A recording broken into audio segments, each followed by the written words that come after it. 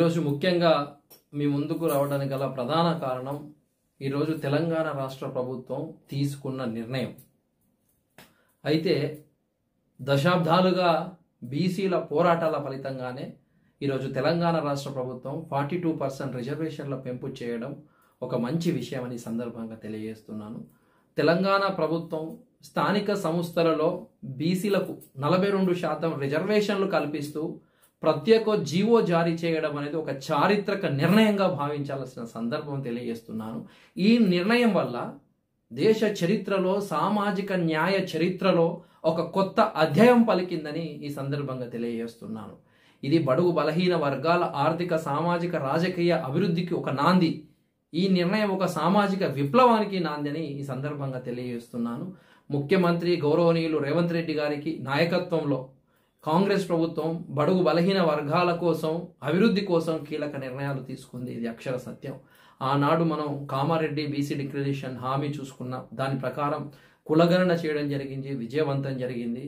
తదనంతరం విద్యా ఉద్యోగాలలో రిజర్వేషన్ల పెంపు కావచ్చు, స్థానిక సంస్థల్లో రిజర్వేషన్ పెంపు అనే 2 బిల్లులు ఏకగ్రీవంగా ఆమోదించి గవర్నర్ ద్వారా రాష్ట్రపతికి పంపించడం జరిగిన విషయం తెలిసిందే.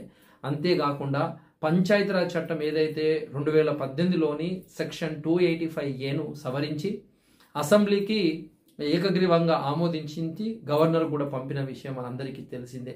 సో మనం ఒకసారి ఈ చర్యలన్నీ వాళ్ళు చేస్తున్న ఇవన్నీ చూస్తుంటే ప్రభుత్వం యొక్క చిత్తశుద్ధి ఎంత అద్భుతంగా ఉంది, బడుగు బలహీన వర్గాల కోసం ఎంత కృషి చేస్తున్నారో అర్థమవుతుంది. ఈ సందర్భంగా తెలంగాణ రాష్ట్ర ముఖ్యమంత్రి రేవంత్ రెడ్డి గారికి మరియు పిసిసి అధ్యక్షుడు మహేష్ కుమార్ గౌడ్ గారికి, బీసీ సంక్షేమ మంత్రి పొన్నం ప్రభాకర్ గారికి మరియు ఇతర మంత్రులందరికీ కూడా నా ప్రత్యేక ధన్యవాదాలు. బడుగు బలహీన వర్గాల తరపున, జాతీయ బీసీ దళ తరపున నా ప్రత్యేక ధన్యవాదాలు తెలియజేస్తా ఉన్నాను. మనకు ఈ రాష్ట్రంలో జనాభా 56.33 ఉన్నది. అయినా తగిన ప్రాతినిధ్యం లేకపోవడం ద్వారానే తెలంగాణ రాష్ట్ర ప్రభుత్వం కూడా ఒక డెడికేషన్ కమిషన్ ఏర్పాటు చేసి అధ్యయనం కూడా చేపట్టిన విషయం తెలిసిందే.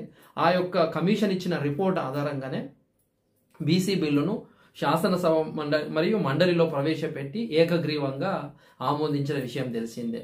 సో ఇప్పుడు అనంతరం బీసీ సంక్షేమ కార్యదర్శి ద్వారా జీవో నంబర్ 9 ఏదైతే ప్రత్యేక జీవో స్థానిక సంస్థల రిజర్వేషన్ పెంపు కోసం 9 రిలీజ్ చేయడం జరిగింది. ఈ సందర్భంగా పురపాలక మరియు పంచాయతీరాజ్ శాఖలకు కూడా ఈ రిజర్వేషన్లో అమలుకు చర్యలు తీసుకోవాలని ప్రభుత్వం నుంచి ఉత్తర్వులు కూడా వెళ్ళడం జరిగింది.